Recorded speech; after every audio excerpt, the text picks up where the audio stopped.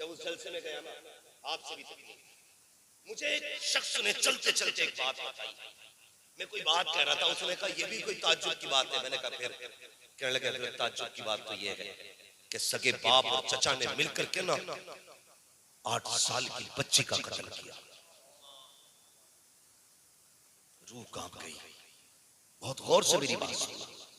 मैंने कहा किस लिए, कसूर क्या था बच्ची का? 8 साल की बच्ची बदकिरदार तो नहीं हो सकती। कोई ये कहे कि इसलिए बेटी मार दी गई कि उसके चलन अच्छे नहीं थे, बाप ने इज्जत बचाने के लिए बेटी का कत्ल किया। उसने कहा नहीं, पाइप प्लानिंग मारा गया। बाप ने बेटी को आवाज दी, और यार बेटी बेटी होती है। कसम खुदा की, दुनिया के मंत्री पे बेटी भरोसा नहीं कर सकती जितना बाप पे भरोसा कर सकती है। वाह वाह वाह, बेटी बेटी होती है। का बाप ने बुलाया, सेटिंग पहनी थी, और चचा से यानी अपने भाई से कहा मेरा रूह उधर हो ना, पीछे से बच्ची को कत्ल कर दी। 8 साल की बच्ची कत्ल कर दी गई। मैंने कहा कसूर का सिर्फ इसलिए कि अपने सामने वालों पे केस लगा। दिल के फपोले जल उठे सीने के दाग से, इस घर को आग लग गई घर के चिराग से। किसी में हिम्मत नहीं है कोई तुम्हें मार दे, किसी में ताकत नहीं है कोई तुम्हें खत्म कर दे। तुम तो अपने गले खुद काट रहे हो, अपने आप को खुद तबाह कर रहे हो।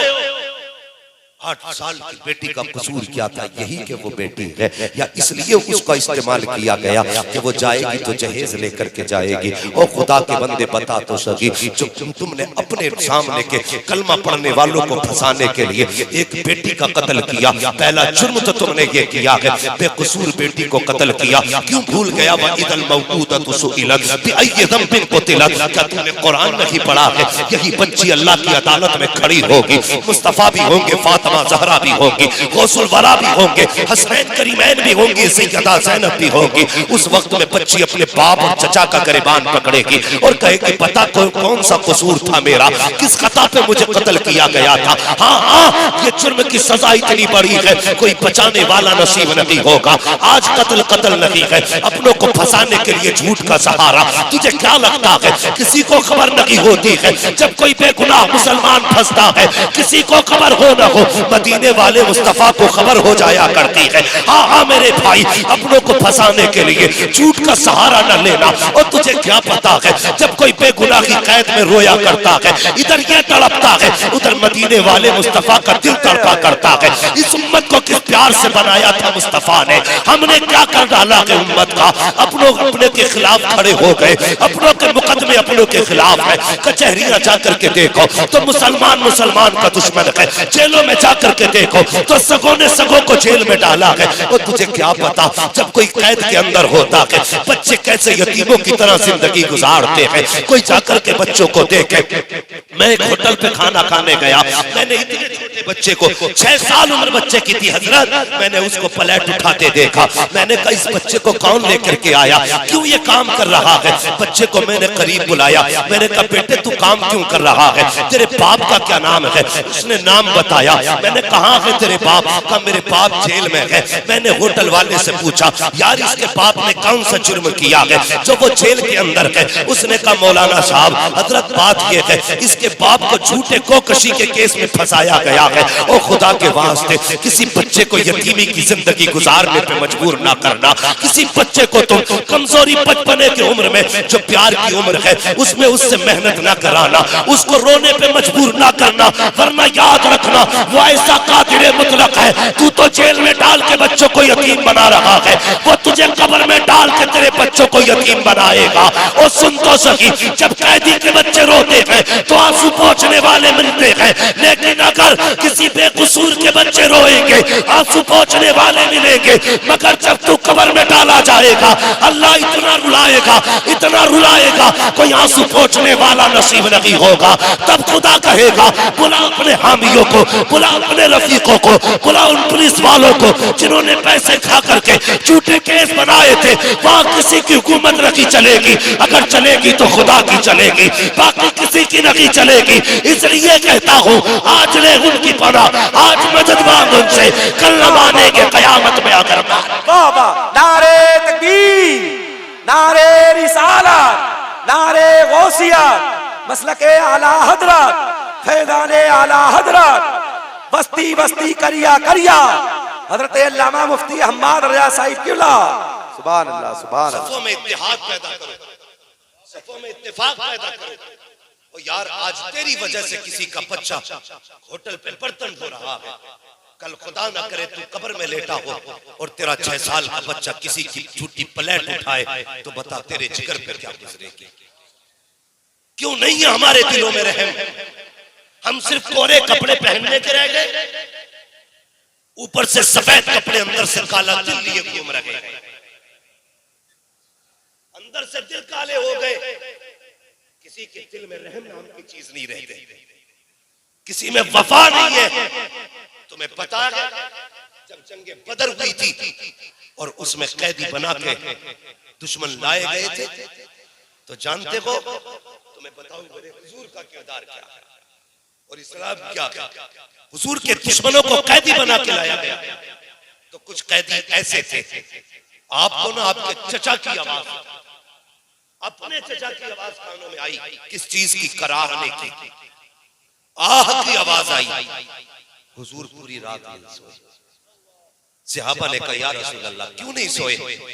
कहने लगे मेरे चचा के हाथ की रस्सी इतनी टाइट थी कि मेरे चचा रात भर रोते रहे, उनके रोने की वजह से मोहम्मद को भी नींद नहीं आई। सहाबा की चीखें निकल गई, या रसूल अल्लाह आपके चचा है तो रस्सी ढीली कर दे। मेरे नबी ने कहा सिर्फ मेरे ही चचा कैदी नहीं है, और भी तो लोग कैदी होकर के आए हैं। अगर रस्सी ढीली होगी तो सिर्फ चचा की नहीं, सारे कैदियों की रस्सी ढीली। हाय बाबा, सुभान अल्लाह। हम कोरे कपड़े पहन कर लोगों को बेवकूफ बनाते हैं, दिल काले हैं, कपड़े सफेद हैं। भाई भले कपड़े मैले हो, दिल साफ रखा करो, दिल साफ रखा करो, माफी का हौसला रख। माफी किसे कहते हैं कोई नहीं जानता। आज तो नफरतों की दीवारें इतनी बड़ी हो गई, तूने मेरे पीर को कहा कैसे, मैं तो तेरा गला काट दूं, इसलिए रह गए थे लड़ने के लिए। मैं मुतलकन किसी पीर को गलत नहीं कह रहा, मेरी सिर्फ इतनी गुजारिश है, जिसे शरीयत पीर कहते हैं उसे पीर मानो, सुभान अल्लाह, सुभान अल्लाह। और जिसे शरीयत लतिया दे उसे ठोकर मार दे। कहते अगर तू शरीयत का नहीं हो सकता तो मदीने वाले मोहम्मद का भी नहीं हो सकता। करो और इकराम से गुजारिश है, हाथ जोड़, किसी जाहिल पीर का साया इस उम्मत में न पड़ने दे। तुम्हारी जिम्मेदारी है, इमामत छूटे तो छूट जाए, उम्मत नहीं भटकनी चाहिए। ये नहीं है कि सेठ का पीर 17 अंगूठी पहन के बैठा है तो तुम उसे जन्नती बताओ। खुल के कह, जो शरीयत का नहीं है वो उम्मत का भी नहीं। और बताओ इस उम्मत की आंखें खोलना हमारी जिम्मेदारी है, हमारी जिम्मेदारी है। अगर ना समझे तो फिर इसकी जिम्मेदारी, वरना क्या जरूरत थी मैं भी मीठी मीठी बातें करके पैसे लेकर चला जाता। क्या जरूरत है इतना रिस्क, इतने खतरे, इतनी धमकियां, इतने दुश्मन बनाने की? डर नहीं लगता, इसलिए कि जब तक खुदा ने सांसें लिख दी है ना, कोई माई का लाल एक सांस कम नहीं कर सकता, और जब खुदा खत्म करेगा तो कोई माई का लाल एक सांस बढ़ा, जोर से बढ़ा नहीं सकता है। हम तो जानते हैं, हम आज भी उनके कर्म पे चल रहे हैं, कल भी उन्हीं के कर्म पे चलेंगे। लेकिन तुमसे गुजारिश है, दिलों में नरमी पैदा करो, हौसले पैदा करो। हमें नफरतें कितनी बढ़ गई, माफ करना, कोई प्रधान या नेता बैठा हो, गुजारिश इतनी है इलेक्शन को इलेक्शन की तरह लड़ना, शरीकताई के बंटवारे की तरह लड़ना। वोट ने भाई को भाई के खिलाफ खड़ा कर, और प्रधान को मौज ही नहीं आती जब तक अपनों को लड़ा नहीं लेते। सबकी बात नहीं करता, कुछ इतने अच्छे भी प्रधान है, अल्लाह भला करे उनका, जिनके जरिए गरीबों के घरों के चूल्हे चल रहे हैं। अपने बीच की नफरतें खत्म करो, मोहब्बतें पैदा करो। मोहब्बत का सिर्फ एक मैयार होना चाहिए कि मोहम्मद से वफा तूने तो हम तेरे हैं। ये जहां चीज है क्या लो हो कलम तेरे।